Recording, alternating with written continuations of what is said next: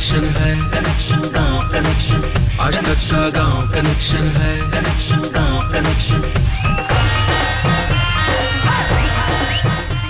अगर आप ये मानते हैं कि भारत के गांव में सिर्फ पुराने ख्यालात हैं, दकियानूसी सोच है और सदियों पुरानी परंपराएं हैं, तो आप सही जगह आ गए हैं। आपकी सोच बदलने का वक्त आ गया है। नमस्कार, मेरा नाम है नीलेश मिश्रा। आप देख रहे हैं आज तक का गांव कनेक्शन। मुझे याद है जब मैं छोटा था तो गांव में जब किसी बेटे का जन्म होता था तो थालियां पीटी जाती थीं खुशी दिखाने के लिए। ये परंपरा न जाने कितने गांवों में अभी भी है। इस परंपरा के कारण और ऐसी न जाने कितनी परंपराओं के कारण लड़कियां, बेटियां बचपन से ही एक कम होने के एहसास के साथ जन्म लेती हैं और बढ़ती हैं। इस परंपरा के खिलाफ लड़ाई जींद जिले में, हरियाणा में एक गांव ने की है। ले चलता हूं इस गांव आपको, जहां पर बेटी होने पर लड्डू बांटे जाते हैं।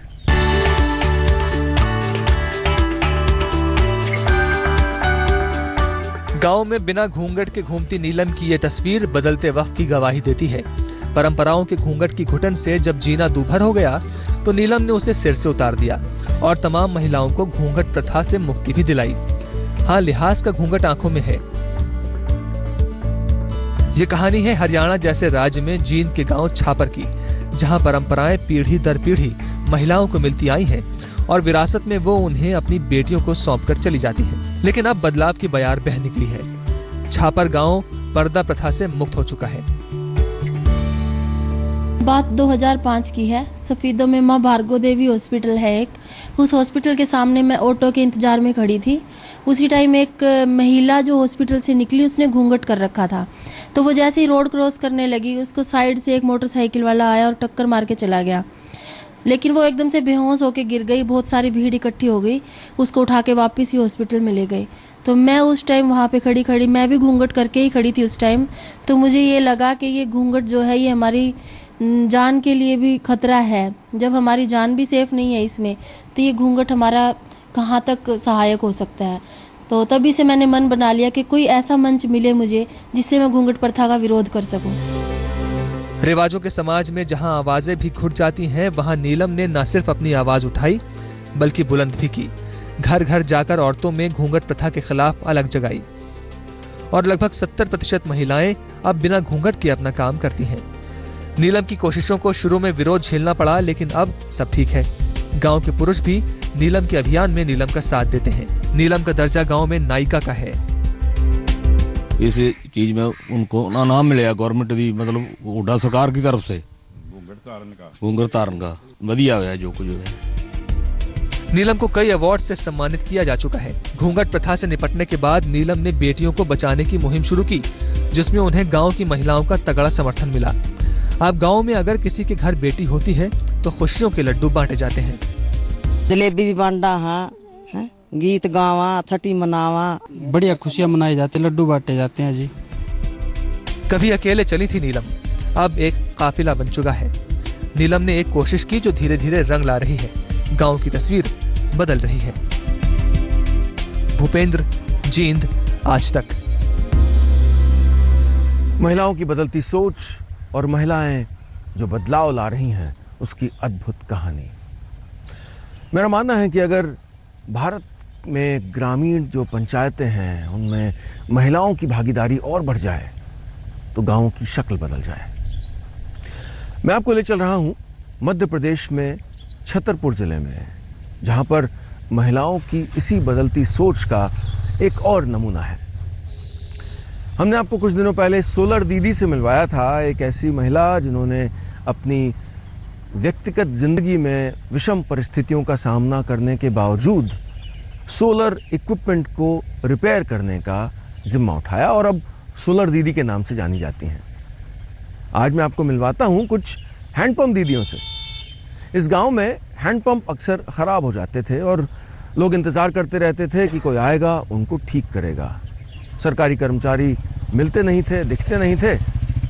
तो इन महिलाओं ने ही बीड़ा उठाया कि अपने हैंडपंप भी ठीक करें और बाकी लोगों के भी गांव में हैंडपंप ठीक करने लग जाएं। कितनी प्यारी सोच, कितनी बड़ी सोच। और मिलते हैं इन महिलाओं से जो हमको सिखा रही हैं कि चाहे हम शहर में हों या गांव में, हम अपनी जिंदगी के छोटे छोटे बदलाव खुद ला सकते हैं।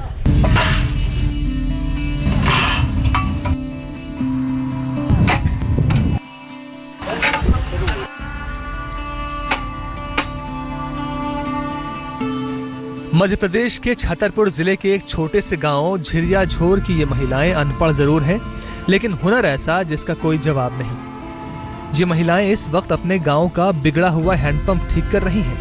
हाथों में प्लास और पेचकस लिए ये महिलाएं इस गांव की मैकेनिक हैं और गांव वाले इनको हैंडपंप वाली बाई के नाम से पुकारते हैं। गांव में सिर्फ 3 हैंडपंप थे जो अक्सर खराब हो जाते थे। सरकारी मिस्त्रियों की टाल मटोल से गांव को पानी की दिक्कत का सामना करना पड़ रहा था। ऐसे में गांव की महिलाओं ने पानी पंचायत बुलाई। फैसला लिया गया कि ये खुद हैंडपंप बनाने का काम सीखेंगी। ऐसे महीना पड़े रहते, 15 दिन का 1.5 महीना पड़े रहते, तो मिस्त्री यहाँ बला परेशान हो जाते। नहीं आज नहीं आए, कल आएंगे, कल यहाँ पैसों आगे, ऐसे 8 दिन चल जाते, महीना हो जाते। खुद सीख ला, सब अपने जो ठूठ होता अपने से तलन सुधार लाई। और यहाँ पे समूह बनाया हम लोगों ने इकट्ठे करके, वो पानी पंचायत समूह बनाया। इस समूह में जैसे सभी इकट्ठे बैठते हैं तो इसमें बैठक करते हैं कि गाँव में कौन सी समस्या क्या है। तो यहाँ पे पहले हैंडपम्प भी ऐसे महीनों 2-2 महीनों ऐसे पड़े जाती थी। तो ये हैंडपम्प किट मिली संस्था द्वारा, तो इससे अपना थोड़ा बहुत काम होता है तो ठीक कर लेते हैं। ज़्यादा वो होता है तो बाहर से आदमी बुला लेते हैं सब। कुछ महीनों की मशक्कत के बाद इन महिलाओं ने आखिरकार हैंडपंप बनाना सीख लिया। अब ये किसी दूसरे की मोहताज नहीं। ऐसी किसी भी परेशानी में ये खुद गाते गुनगुनाते हैंडपंप खोलकर उसको ठीक कर लेती हैं। तो इनको प्रशिक्षण दिया गया कि गांव में इनको जो हैंडपंप बनाने का पूरा एक कुशल जो प्रशिक्षक थे उनके माध्यम से इनका प्रशिक्षण हुआ।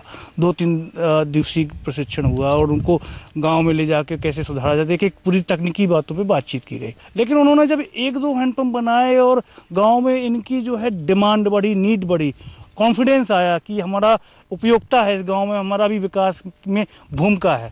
उसके बाद आज ये महिलाएं सहज हैं और आसपास के 3-4 गांव में हैंडपंप बनाने जाती हैं और इनके पास स्वयं की एक किट है।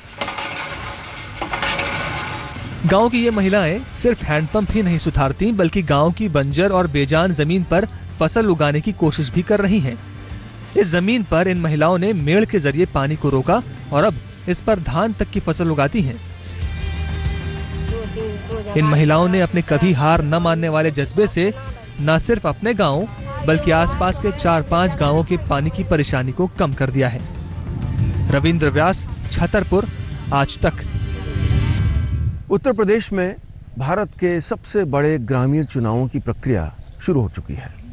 लगभग 60,000 पंचायतों और हजारों ग्रामीण निकायों की चुनाव की तैयारियां हो रही हैं।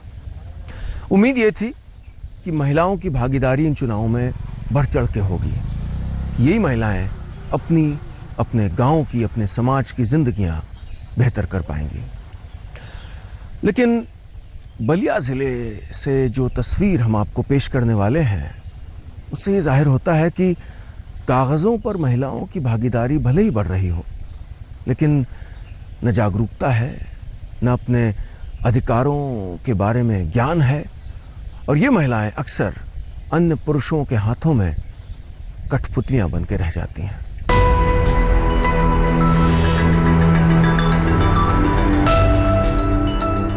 मुख्यमंत्री कौन है आपका? हम बताइए, हम बता नहीं। राष्ट्रपति कौन है? प्रधानमंत्री पता है कौन है? प्रधानमंत्री कौन है? प्रधानमंत्री कौन है? मुख्यमंत्री कौन है? देश के प्रधानमंत्री, राष्ट्रपति और अपने सूबे के मुख्यमंत्री का नाम नहीं जानने वाली ये महिलाएं हैं यूपी के बलिया की। यूपी में चल रहे ग्राम पंचायत के चुनाव में ये महिलाएं जीत की प्रबल दावेदार हैं। खुदा न खास्ता अगर वोटरों ने नजरें इनायत कर दी तो कल ये अपने गांवों की मुखिया होंगी। पहली बार चुनाव लड़ी हूँ, वही देश का सेवा करना चाहती हूँ, जो नहीं हुआ वो करना चाहती हूँ। राज चलाएंगे, विकास करेंगे। राज चलाएंगे जी। कहाँ राज चलाएंगे? पूरा जिला, बलिया जिला। चुनाव में क्या करना चाहेंगे आप? क्या करेंगे? सपने ऊंचे हैं, हौसला भी है, लेकिन करना सब कुछ इनके पति को ही है। ये खुद भी जानती हैं और इन्हें वोट देने वाले वोटर भी। यूपी पंचायत चुनाव में 50% सीटें महिलाओं के लिए आरक्षित हैं। लिहाजा जहां पुरुष चुनाव नहीं लड़ सकते, वहां मोर्चे पर उनकी पत्नियां हैं और पर्दे के पीछे से कमान किसके हाथ में है बताने की जरूरत नहीं।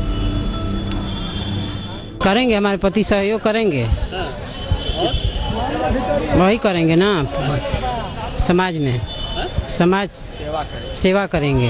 हम भी नेताइन हैं, हम काम कराएंगे। क्या कराएंगे? काम कराएंगे, जहाँ जहाँ भाई काम मिलेगा तहाँ तहाँ कराएंगे जिला में।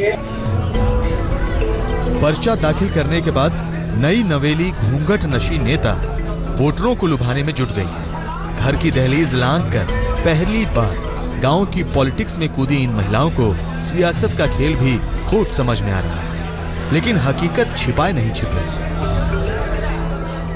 मुख्यमंत्री कौन है? मनमोहन सिंह। हाँ। राष्ट्रपति कौन है आपका? अखिलेश यादव। कौन है? अखिलेश यादव राष्ट्रपति हूँ। मनमोहन सिंह। मनमोहन सिंह। और राष्ट्रपति कौन है? महिला सशक्तिकरण की आवाज उठाने वालों के लिए ये तस्वीरें झटका देने वाली हो सकती है। सवाल यह है कि 50% सीटें रिजर्व होने की वजह से भले ही इन्हें चुनाव में खड़े होने का मौका मिल गया है, लेकिन क्या चुनाव जीतकर ये अपने दम पर सभी चुनावी वादे पूरे कर पाएंगी? अनिल अकेला, बलिया, आज तक। बिहार में चुनाव का रंग है आजकल। मुझे याद है जब बचपन में चुनाव में उम्मीदवार आते थे तो हम वो रंग बिरंगे खुशबूदार जो बिल्ले होते थे वो लेने के लिए बड़ा दौड़ते थे, बड़ी मशक्क़त करते थे। चुनाव का शोर, चुनाव का संगीत, चुनाव के रंग, चुनाव की छवियाँ, ये सब आजकल बिहार में है, सड़कों पे, गलियारों में। हम भी चलते हैं, इस उत्सव का हिस्सा बन जाते हैं। टूटही मड़ैया, टूटही मड़ैया, महलिया से पूछे का हमरो दीनवा लौटी है कि ना जी, का हमरो दीनवा लौटी है कि ना जी। आज हमने देखी भारत के ग्रामीण इलाकों में महिलाओं की कही अनकही कहानियाँ। ऐसी कहानियाँ जो आपको अखबार पे, टीवी में, रेडियो पे नहीं मिलती। इसमें चुनौतियाँ भी थीं, लेकिन साथ साथ ऐसे अदम्य साहस का परिचय भी था। ऐसी महिलाओं से भी हम मिले जो अपनी ज़िंदगी में, औरों की ज़िंदगी में निस्वार्थ भाव से बदलाव ला रही हैं।